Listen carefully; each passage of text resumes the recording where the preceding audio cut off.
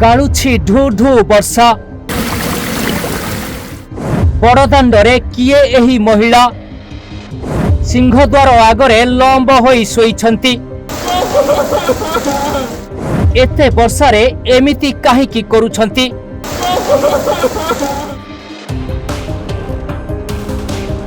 हाँ दर्शक बंधु, ए दृश्य को टिके भल करी देखंतु।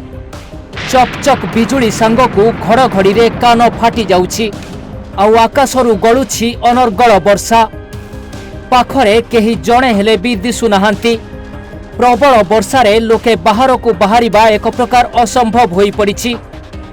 हेले एही ढू ढू वर्षारे पुरी श्रीमंदिर सिंहद्वार सामनारे अरुण स्तंभ पाखरे लंब होई सोई रहिछंती महिला जनक।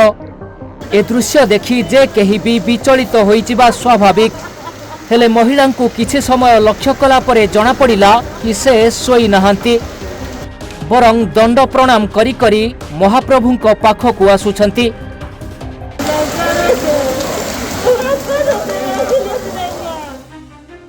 भूमि उपरे लंब होई सोई महाप्रभुंकु प्रणाम करुछंती। आउ पुणी थरे उठी टिके आगकु जाई आउ थरे समान ढंगरे सोई प्रणाम करुछंती। देखिले लागुछि से किछि दूररु एभली दंड प्रणाम करी करी आसिछंती।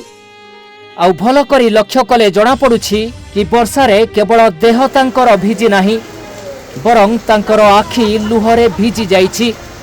महाप्रभुंक आड़कु चाहि से अनवरत कांदी चलिछंती।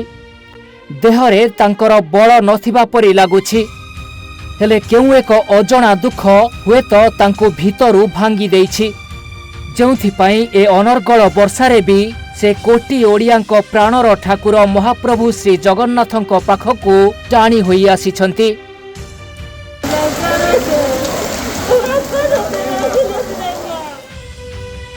आखिरे आखिए लुह आउ छातीरे छातीए कोह नेई दंड प्रणाम करुछंती।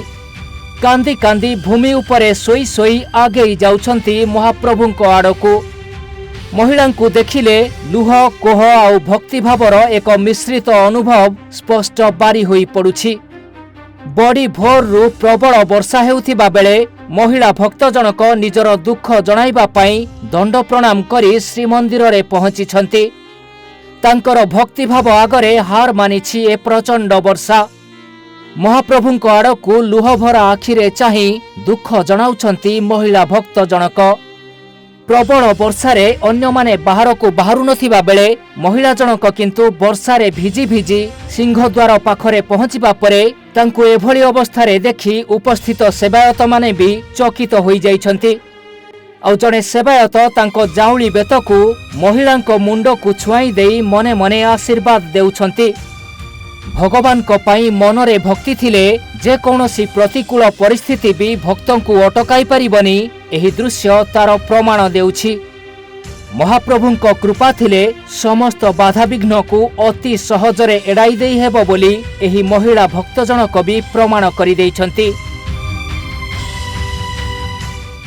पुरीरु शशांक महापात्रंक रिपोर्ट, ओडिशा भास्कर।